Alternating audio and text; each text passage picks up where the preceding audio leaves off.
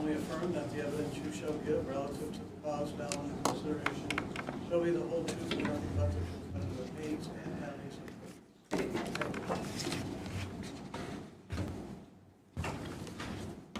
Good morning. Good morning. Could you please state your name? Courtney Ganter, And how do you spell your last name, Courtney? Ganter. How are you employed? I'm employed as a DNA analyst with the Vermont Forensic Laboratory. What's your specific job title? I perform casework analysis on biological evidence that's submitted to the lab in relation to criminal cases. Do you have any other responsibilities at the lab? I'm also responsible for maintaining equipment, reviewing other analyst case files, making sure that we're up to speed with quality assurance guidelines. Can you please explain to the jury what your educational background is? Yes. I went to Drexel University from 2000 to 2004, where I obtained a bachelor's degree in biology. And then I went to Arcadia University from 2005 to 2007, where I obtained a master's degree in forensic science. Did your formal education include the study of DNA? It did. Did it involve any hands-on work with DNA testing techniques? It did. And prior to your employment at the Vermont Forensic Lab, did you hold any other positions in this field? I did. Prior to working at the Vermont lab, I worked for the Maryland State Police in their forensic science division in the DNA database unit. As part of your employment at the lab, are you required to stay abreast of developments in the field? Yes, we are. We're required to have at least 8 hours of continuing education every year. Is the Vermont Forensic Lab accredited? Yes, we are. And does the lab follow quality assurance guidelines? We do. Can you give the jury some examples of what the lab does for quality assurance? There's guidelines in place that ensure the proper training of personnel, security of evidence, proper procedures for handling evidence to ensure integrity of your results, storage of evidence, making sure that you obtain your continuing education, things like that.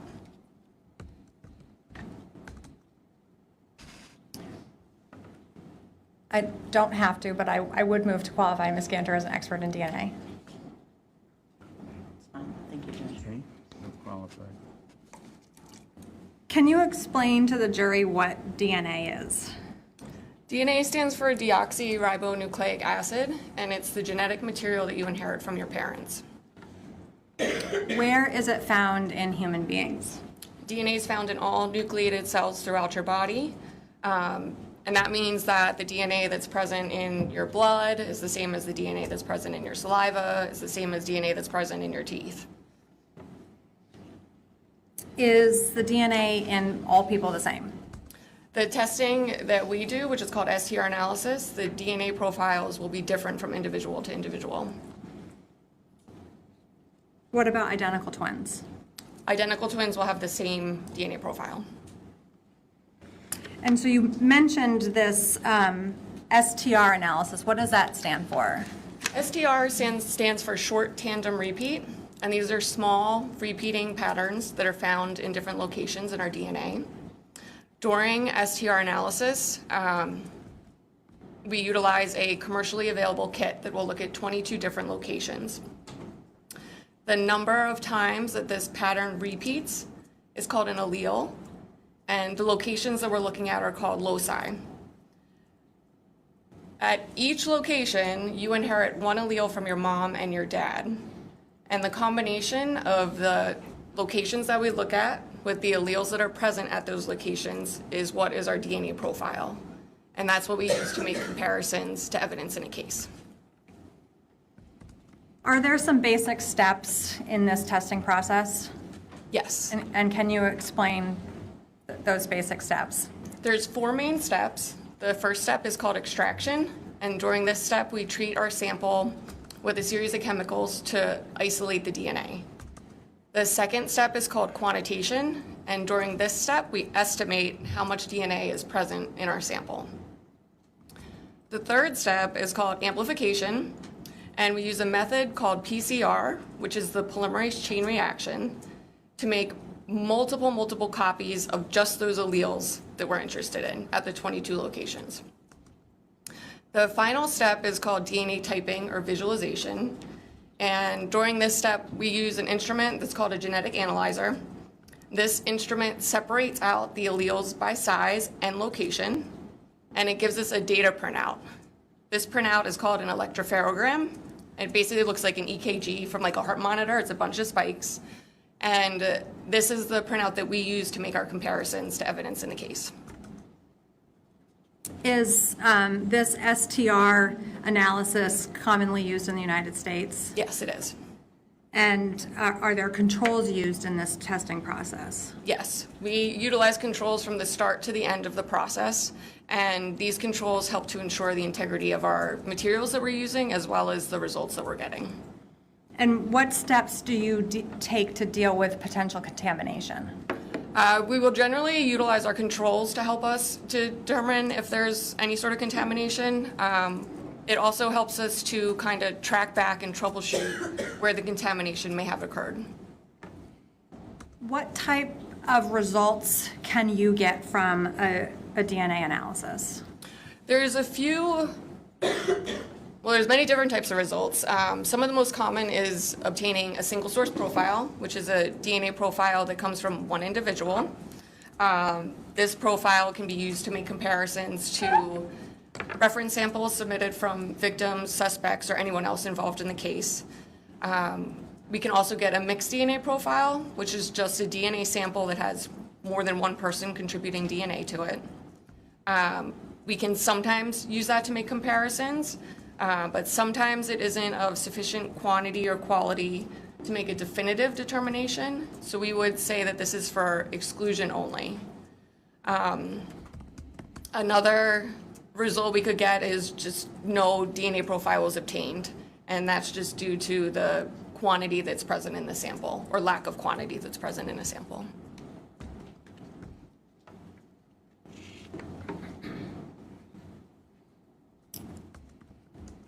Does your, can you talk to the jury a little bit about what population frequencies are? A population frequency in related to DNA is the frequency of an allele occurring at a given location in a population. We use this data to perform the statistics that we calculate, and it's called a random match probability. And this probability is an estimate of how common the DNA profile is in a given population. So basically assigns a uniqueness to a DNA profile. Did you receive evidence to analyze in this case? I did.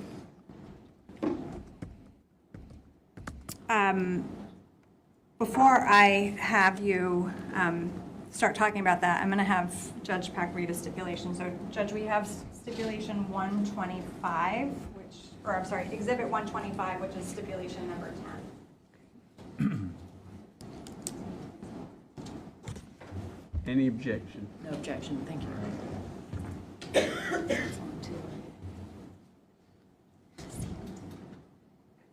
Members of the jury, the state and defendant, Joseph Ferlazzo, have agreed that you may find certain facts. This is called a stipulation.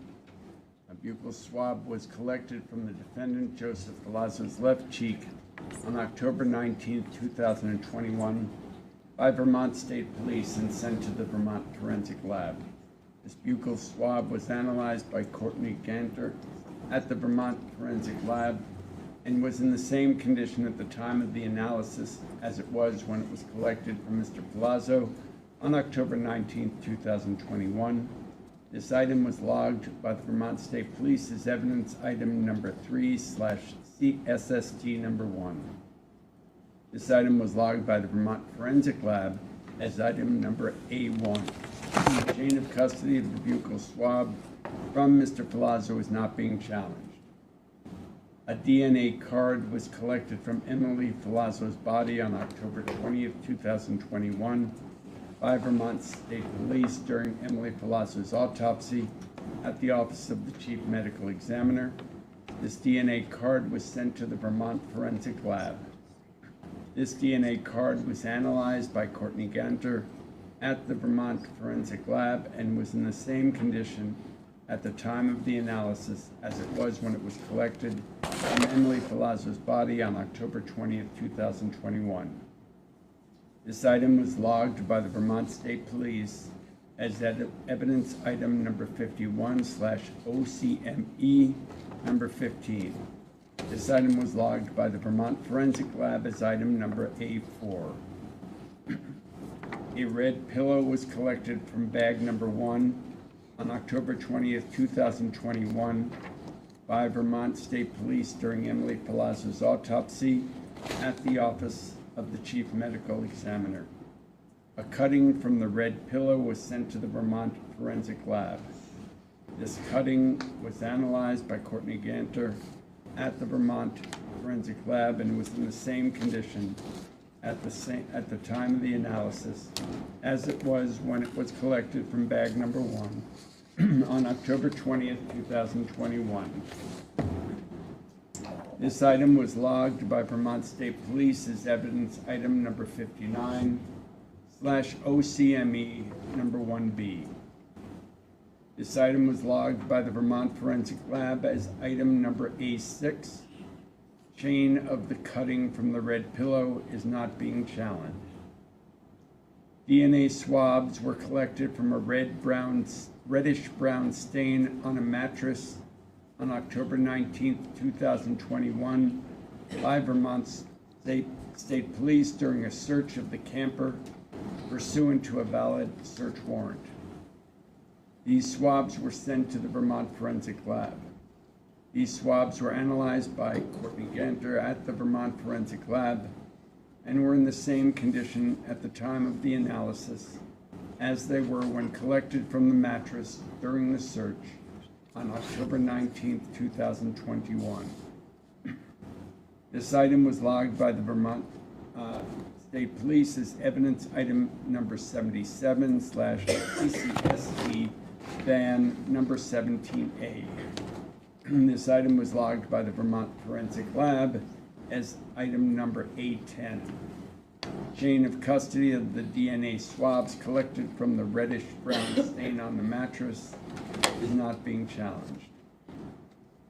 A DNA swab was collected from the barrel end of a silencer on October 19th, 2021 by Vermont State Police during a search of the camper pursuant to a valid search warrant. This swab was sent to the Vermont Forensic Lab. This swab was analyzed by Courtney Ganter at the Vermont Forensic Lab and was in the same condition at the time of the analysis as it was when collected from the silencer during the search on October 19th, 2021. This item was logged by the Vermont State Police as evidence item number 87/CSST van number 22. This item was logged by the Vermont Forensic Lab as item number 812. Chain of custody of the DNA swab collected from the barrel end of a silencer is not being challenged. DNA swabs were collected from a saw blade on October 20th, 2021 by Vermont State Police during a search of the camper pursuant to a valid search warrant. These swabs were sent to the Vermont Forensic Lab. These swabs were analyzed by Courtney Ganter at the Vermont Forensic Lab and were in the same condition at the time of the analysis as they were when collected from the saw blade during the search on October 20th, 2021. This item was logged by the Vermont State Police as evidence item number 98/CSST ban number 32A. This item was logged by the Vermont Forensic Lab as item number A13. Chain of custody of the DNA swabs collected from saw blade is not being challenged. DNA swabs were collected from a reddish-brown stain on the underside of the shower drain on October 20th, 2021 by Vermont State Police during a search of the camper pursuant to a valid search warrant. These swabs were sent to the Vermont Forensic Lab. These swabs were analyzed by Courtney Ganter at the Vermont Forensic Lab and were in the same condition at the time of the analysis as they were when collected from the underside of the shower drain during the search of October 20th, 2021. This item was logged by Vermont State Police as evidence item number 102/CSST van number 36. This item was logged by the Vermont Forensic Lab as item number A14. Chain of custody of the DNA swabs collected from the reddish-brown stain on the underside of the shower drain is not being challenged. DNA swabs were collected from a knife blade October 20th, 2021 by Vermont State Police during a search of the camper pursuant to a valid search warrant. These swabs were sent to the Vermont Forensic Lab. These swabs were analyzed by Courtney Ganter at the Vermont Forensic Lab and were in the same condition at the time of the analysis as they were when collected from a knife blade during the search on October 20th, 2021. This item was logged by the Vermont State Police as evidence item number 124/CSST, van number 44B. This item was logged by the Vermont Forensic Lab as item number A15. Chain of custody of the DNA swabs collected from the knife blade is not being challenged. DNA swabs were collected from knife blade October 20th, 2021 by Vermont State Police during a search of the camper pursuant to a valid search warrant. These swabs were sent to the Vermont Forensic Lab. These swabs were analyzed by Courtney Ganter at the Vermont Forensic Lab and were in the same condition at the time of the analysis as they were when collected from a knife blade during the search on October 20th, 2021. This item was logged by the Vermont State Police as evidence item number 126/CSST, van number 45B. This item was logged by the Vermont Forensic Lab as item number A16. Chain of custody with the DNA swabs collected from the knife blade is not being challenged. DNA swabs were collected from a knife blade October 20th, 2021 by Vermont State Police during a search of the camper pursuant to a valid search warrant. These swabs were sent to the Vermont Forensic Lab. These swabs were analyzed by Courtney Ganter at the Vermont Forensic Lab and were in the same condition at the time of the analysis as they were when collected from a knife blade during the search on October 20th, 2021. This item was logged by the Vermont State Police as evidence item number 128/CSST, van number 46B. This item was logged by the Vermont Forensic Lab as item number A17. Chain of custody of the DNA swabs collected from the knife blade is not being challenged. DNA swabs were collected from kitchen scissors on October 20th, 2021 by Vermont State Police during a search of the camper pursuant to a valid search warrant. These swabs were sent to Vermont Forensic Lab. These swabs were analyzed by Courtney Ganter at the Vermont Forensic Lab and were in the same condition at the time of the analysis as they were when collected from the kitchen scissors during the search on October 20th, 2021. This item was logged by the Vermont State Police as evidence item number 132/CSST, van number 49B. This item was logged by the Vermont Forensic Lab as item number A18. Chain of custody of the DNA swabs collected from the kitchen scissors is not being challenged. DNA swabs were collected from kitchen scissors on October 20th, 2021 by Vermont State Police during a search of the camper pursuant to a valid search warrant. These swabs were sent to the Vermont Forensic Lab.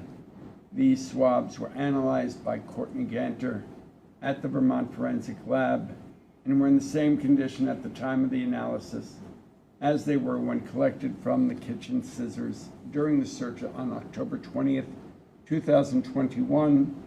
This item was logged by the Vermont State Police as evidence item number 134/CSST, then number 50B. This item was logged by the Vermont Forensic Lab as item number A19.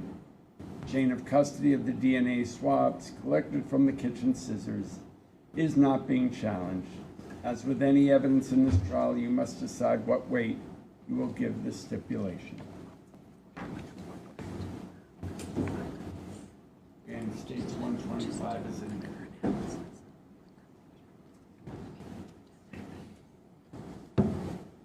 Thank you.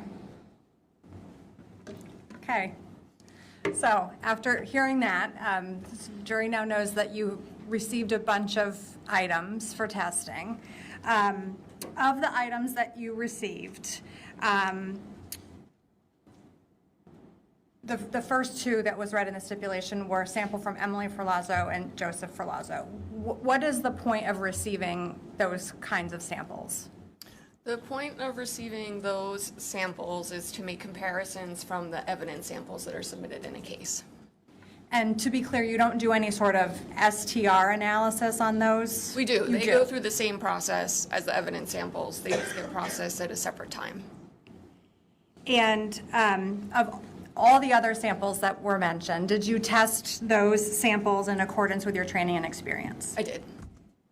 And of the items that you examined, were you able to develop a DNA profile from those items? For some of them, yes. And was there certain items that, why weren't you able to obtain a DNA profile from some of the items? Some of the items were just not of sufficient quantity to develop a full DNA profile. And can you explain to the jury what item that was? May I reference my report? Yes.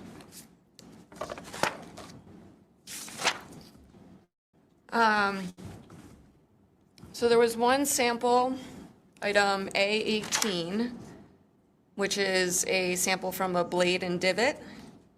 And that sample, I was unable to develop any sort of DNA profile that would be suitable for interpretation. Were there any swabs that you analyzed that showed inconclusive results? Yes, there were two samples that I analyzed that had inconclusive results. And can you explain to the jury what an inconclusive result is? As I briefly mentioned before, an inconclusive result is basically saying you're not sure. The data that's present isn't really of sufficient quantity or quality to make a definitive determination.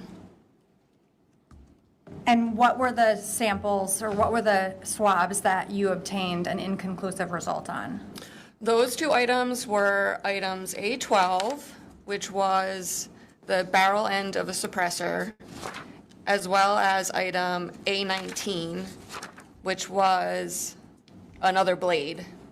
And both of them resulted, the profiles that were obtained from both of those samples, when compared to the standards submitted from Emily and Joseph, was inconclusive.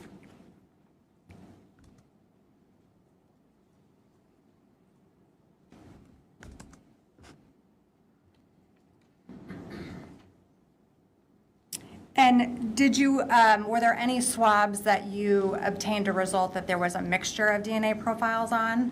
Yes, those two samples that I just talked about were both mixed DNA samples. And when you receive an inconclusive result, is it possible for you to rule out an individual from that kind of a result?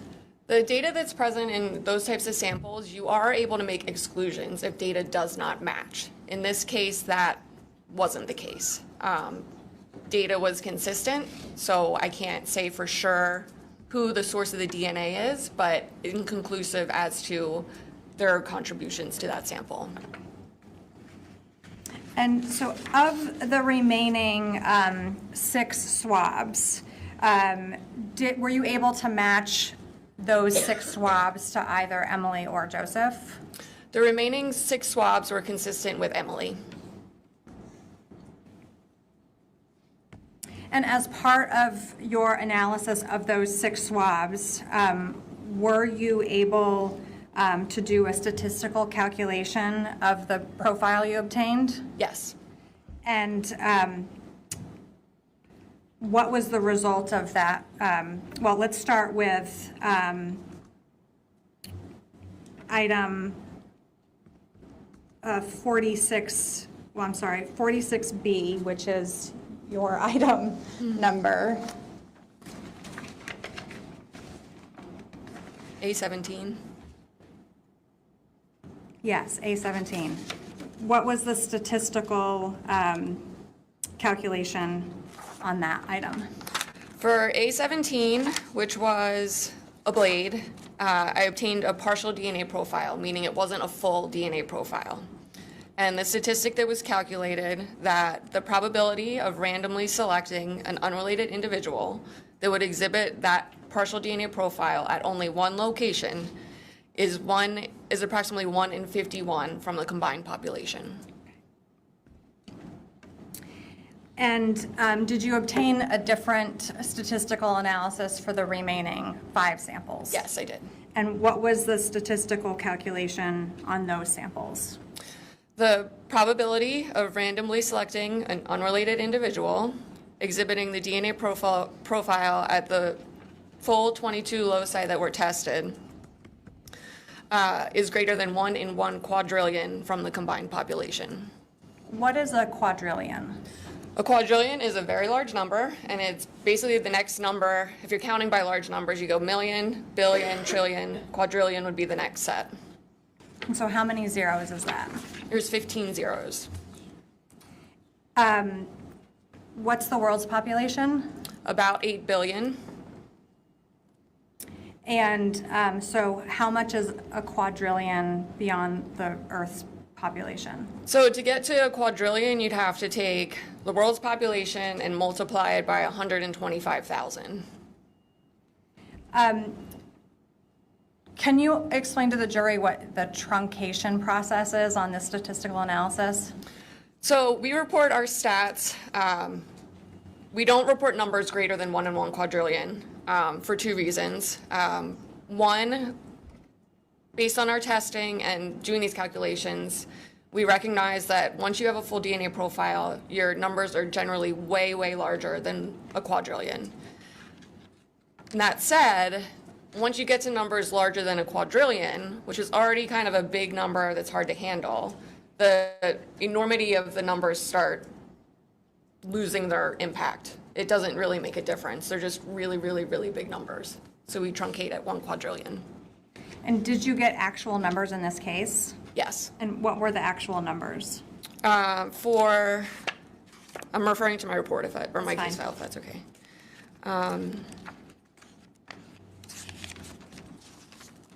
For 4 of the samples that matched to Emily, the actual population, if it wasn't truncated, would be million, billion, trillion, 1 in 18 octillion. So that's a number that has 27 zeros after it. For another item that matched to Emily, and this was only tested, statistics were performed on only 21 of those locations, so 1 less than the other ones. The non-truncated result would be 1 in 4 octillion. Okay.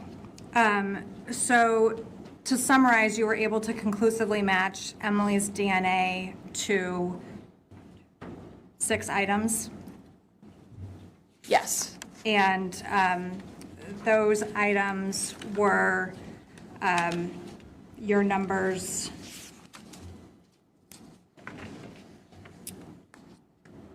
item A10, which was a swab from a mattress. Yes. You were also able to conclusively match to the saw blade, which was item A12, or I'm sorry, A13. Yes. And then the reddish brown stain on the underside of the shower, which was item A14. Yes. And then 3 saw blades. Is that correct? We have, oh, I'm sorry, knives.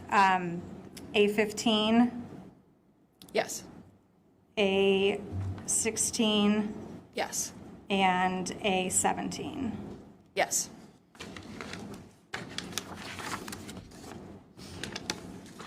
I don't have any other questions. Thank you. No questions, thank you. Okay.